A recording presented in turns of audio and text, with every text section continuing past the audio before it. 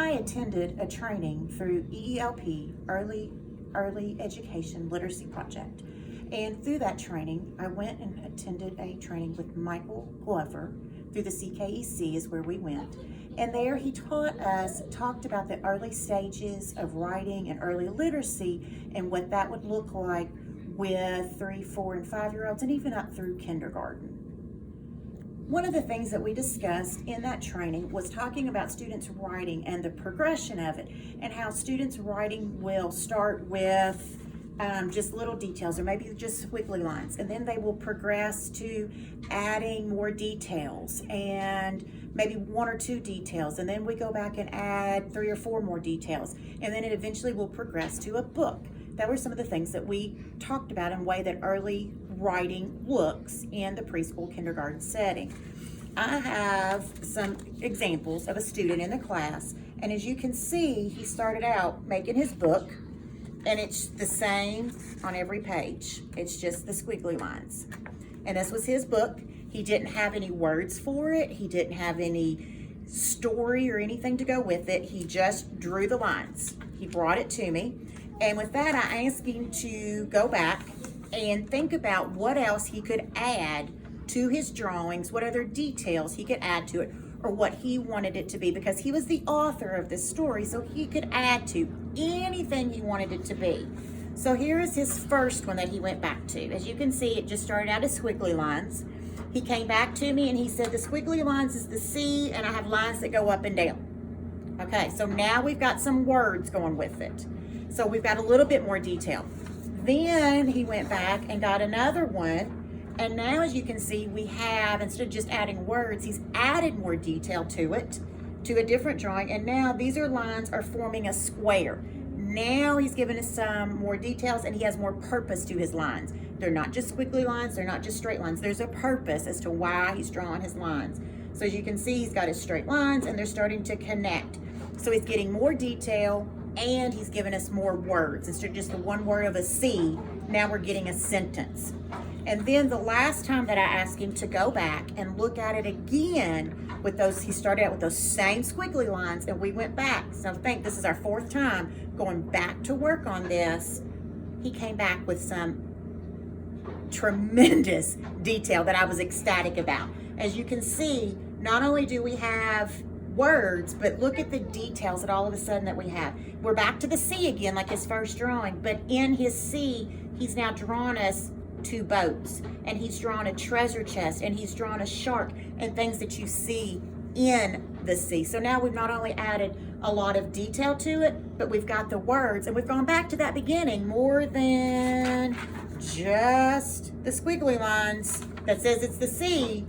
Now he's gone back and added all the details of items that you see in the sea. So you can just see the progression of the writing that happened from the beginning to where you just keep talking about adding the details, adding and thinking about what you can do, and the language that progressed and the drawings that progressed.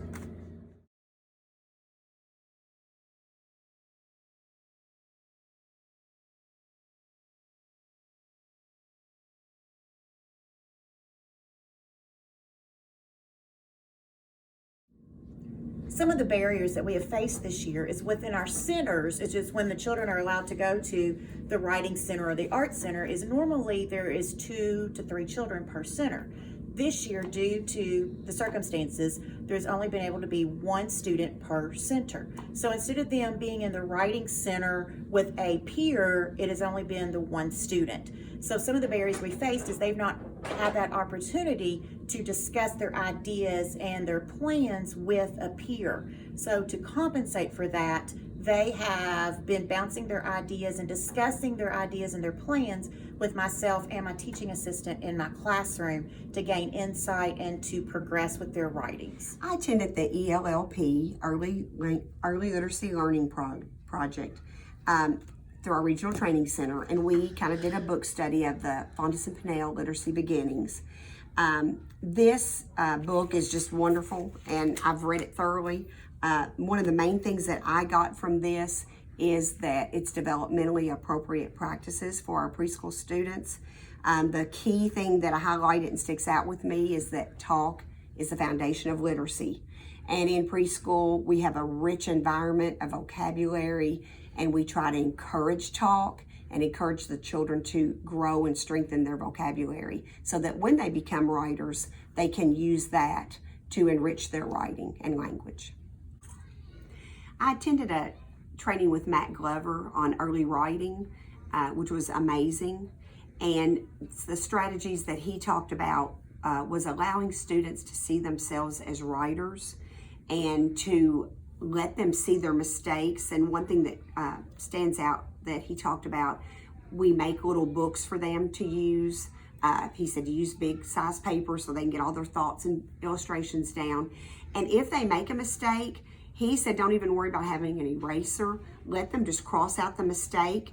We learn from our mistakes and let them know that it's okay to make mistakes.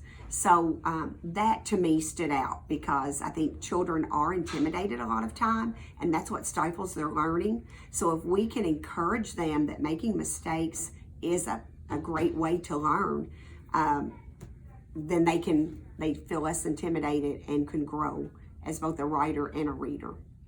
These strategies had a great impact on my students because, as I said, they were developmentally appropriate, allowed the children to grow at their own pace, to not feel intimidated. And I think when you're allowed to have developmentally appropriate activities and learning, it allows you to excel at your own pace, which is an advantage to all of us in learning. We've seen language barriers, seems like more in the past few years. Students are coming in with some language delays, so that is a struggle. But I feel like with the activities, the resources that we've gotten from this, it's helped us to better meet the challenges through language barriers. And I'm anxious to see when we get back, hopefully, to a more normal schedule and environment, hopefully in the future, these activities will give us the tools we need to greater excel in meeting the needs of the students with more delays in languages.